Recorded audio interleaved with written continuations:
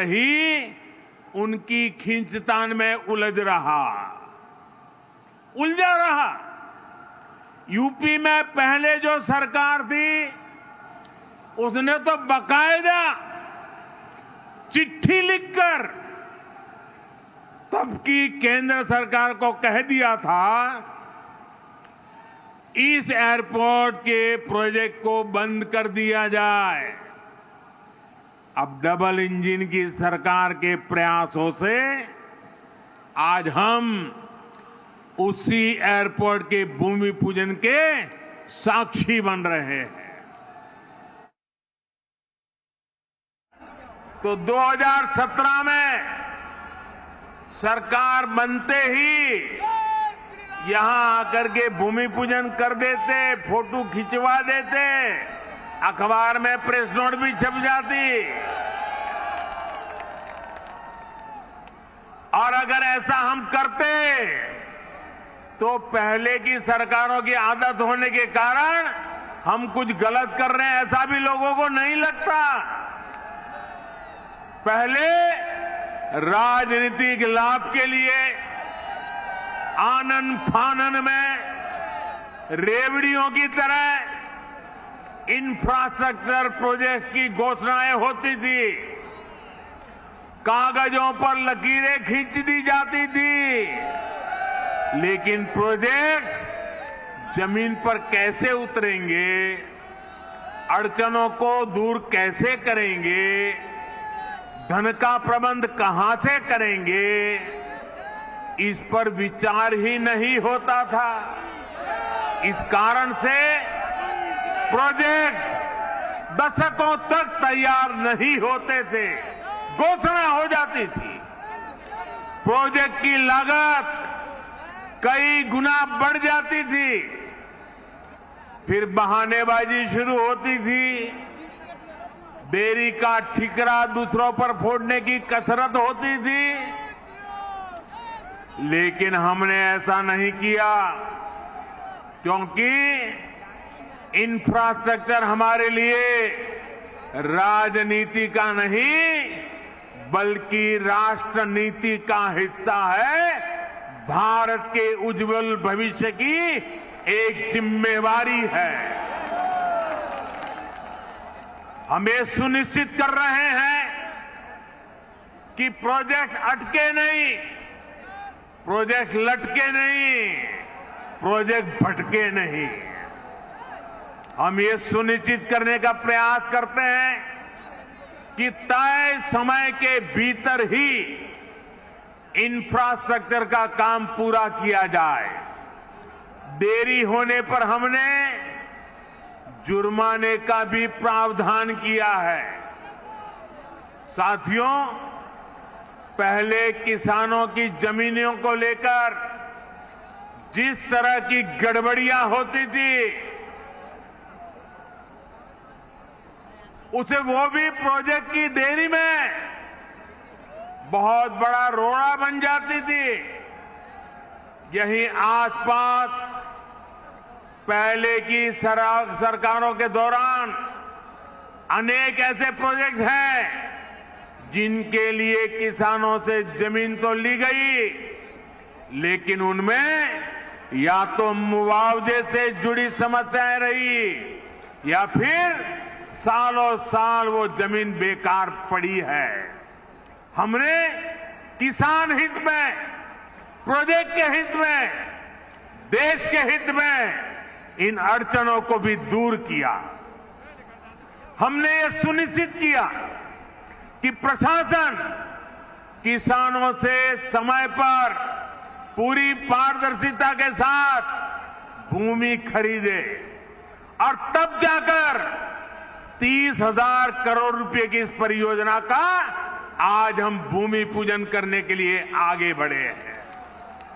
साथियों, आज हर सामान्य देशवासी के लिए क्वालिटी इंफ्रास्ट्रक्चर, क्वालिटी सुविधा सुनिश्चित की जा रही है।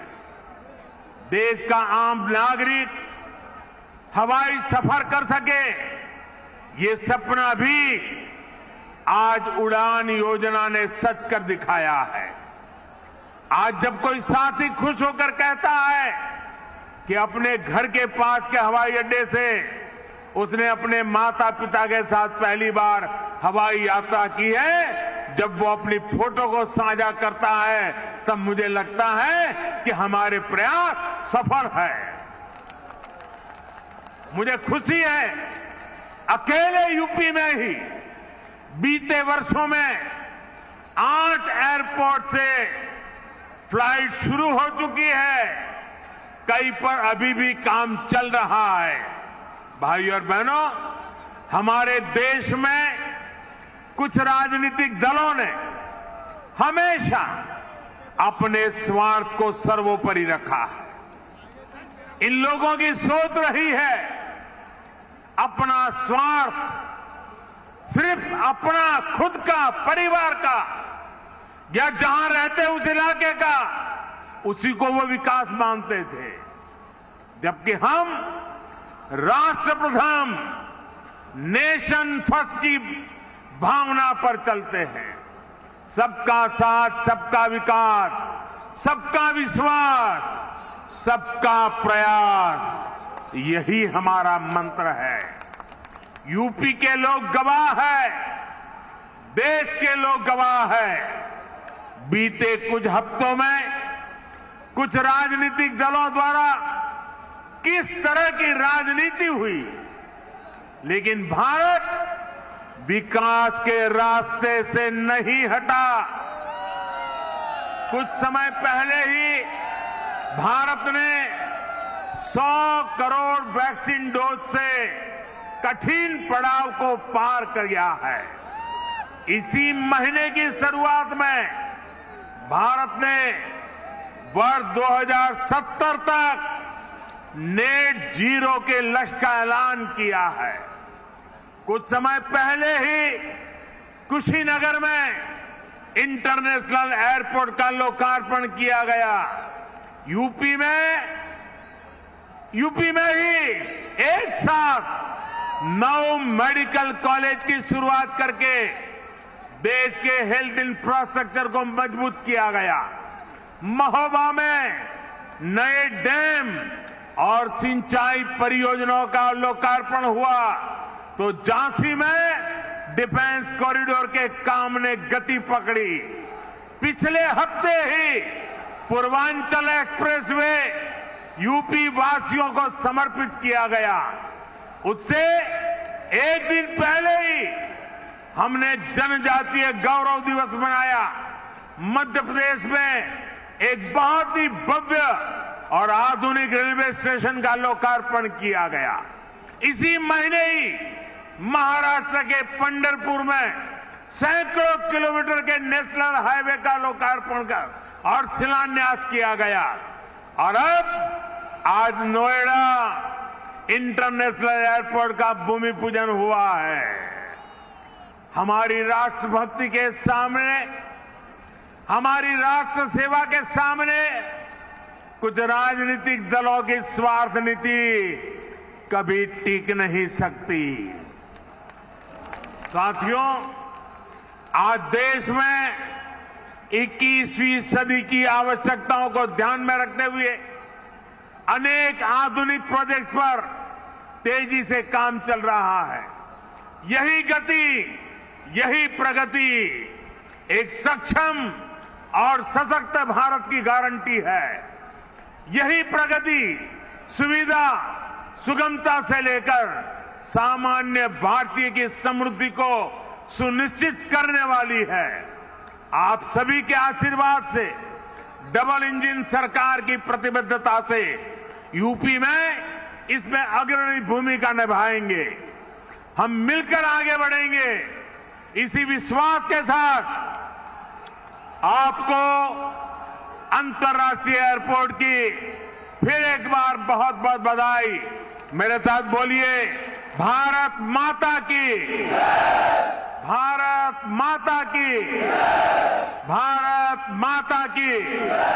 बहुत बहुत धन्यवाद।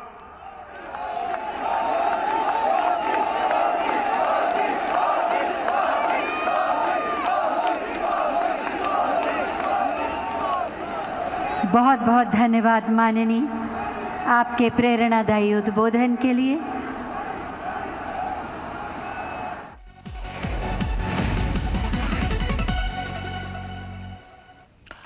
तो चलिए अब आगे बढ़ते हैं और रुक करते हैं फटाफट खबरों का, दिखाते हैं आपको सुपरफास्ट। मुख्यमंत्री अशोक गहलोत की नवनियुक्त एडवाइजर्स के साथ कल पहली बैठक हुई। मुख्यमंत्री आवास पर बुलाई गई इस बैठक में प्रदेश में सुशासन देने के लिए और बेहतर कार्य करने पर चर्चा की गई।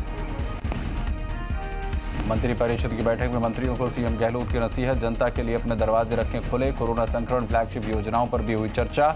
स्कूलों पर सीएम लेंगे अंतिम फैसला। मुख्यमंत्री अशोक गहलोत ने प्रधानमंत्री नरेंद्र मोदी को पत्र लिखकर कोरोना से मरने वालों के परिजनों को 4 लाख रुपए देने की मांग की है। पीएम को पत्र में सीएम गहलोत ने कहा कि जिन परिवारों में कोरोना की वजह से मौत हुई है उन्हें 4 लाख रुपए मिलने चाहिए।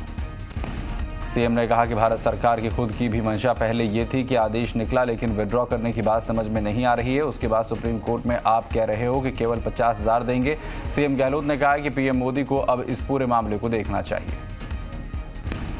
4 जिलों में पंचायत चुनाव को लेकर कांग्रेस की बैठक आज। पीसीसी चीफ गोविंद सिंह डोटासरा लेंगे बैठक। शाम 4 बजे पीसीसी में मीटिंग, चुनाव की तैयारियों पर होगी चर्चा।